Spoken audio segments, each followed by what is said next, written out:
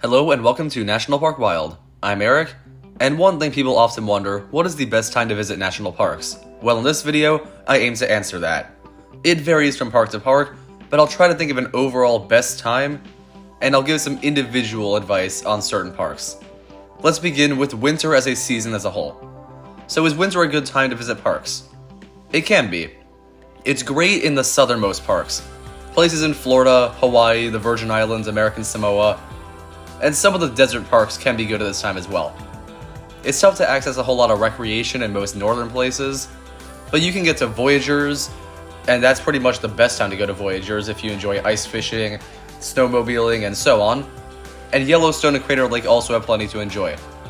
Other Pacific Northwest stuff still has its activities open, and the big issue is that a lot of parks are not that easy to enjoy in January or February, but once you get to late winter like March, it might be one of the best times to enjoy Yosemite and Death Valley because of the fact that there's more snowmelt happening, so there's more waterfalls in Yosemite, and Death Valley is at basically the best temperature you're going to get. Furthermore, Utah and Colorado parks, to an extent, are also pretty available in the later part of winter. The biggest knock is that the beautiful Alaska parks are not ideal at this time. So winter, it's limited, but there are some parks you can definitely enjoy in that time of year.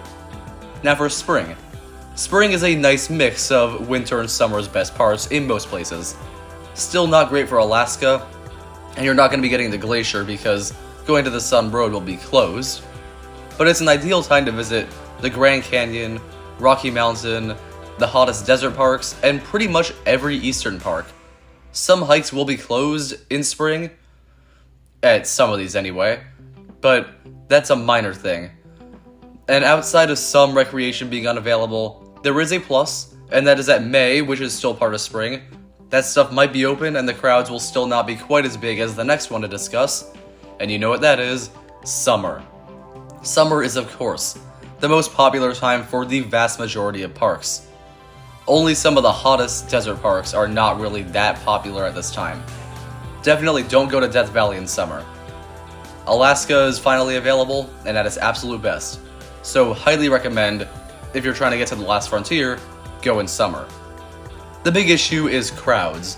Your quiet experience with nature that you might want to have is not going to really be a thing in a lot of parks, such as Yosemite, Grand Canyon, Zion, Great Smoky Mountains, and Yellowstone.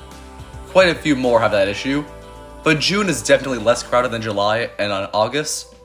So if you're going to go in summer, and you want to avoid crowds, June might be the best, but there are some issues with June, the main one being Glacier and Crater Lake's main scenic drives will still probably be snowed in. The tough thing with Glacier is that there's really no good time to go. If the road is closed, it'll be quiet, but if the road is open, it will be crowded, so it's either see nothing or see it with everyone else, so it's pretty tough. And you might have to wait till later summer to enjoy those, so that's a bit of a knock against June. But that's really the only big issue I have with June as a month, because hiking is still a major thing. Fishing, boating, climbing, and so on, they're all at their best. Only winter activities would be unavailable at this time. And even so, ice fishing, while certainly not the exact same as fishing, there's still fun similar recreation if you have to have an alternative. So while there are things that are better in other seasons, nearly everything is good in summer, and there's a reason why so many go, and it's not just having more free time. That leaves one more season, autumn. Autumn is a great time for fall foliage in the east, and a few western parks as well. The colors being red, yellow, instead of the green that you mostly see in a forest, is why so many people enjoy going to the Great Smoky Mountains this time of year. Hiking is still available in several parks, but notably you will not be able to do Half Dome through mid-October is when it stops, and going to the Sun Road has a similar closing date, so only the earlier parts of autumn are good for that. But there are still some great ones. Parks such as Mount Rainier are ideal in early fall, and a lot of people do go on October weekends and such. Like in winter, warmer parks are still good. You can still enjoy Florida quite a bit, and so on and so forth.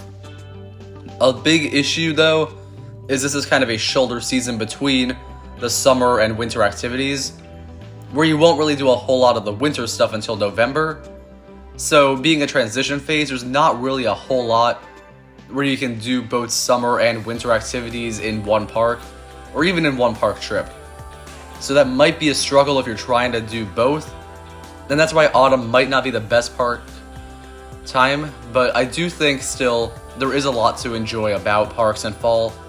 And from personal experience, I've loved my trips to Badlands, Mammoth Cave, and New River Gorge. There's a lot to enjoy in the time of fall, even though it's probably not my number one choice. But what is number one? So overall, when you should go, I think if you're trying to get low crowd experience but ample recreation, May or June is the best time. The flaw is the winter activities being unavailable and certain parks such as Glacier not being the best at this time.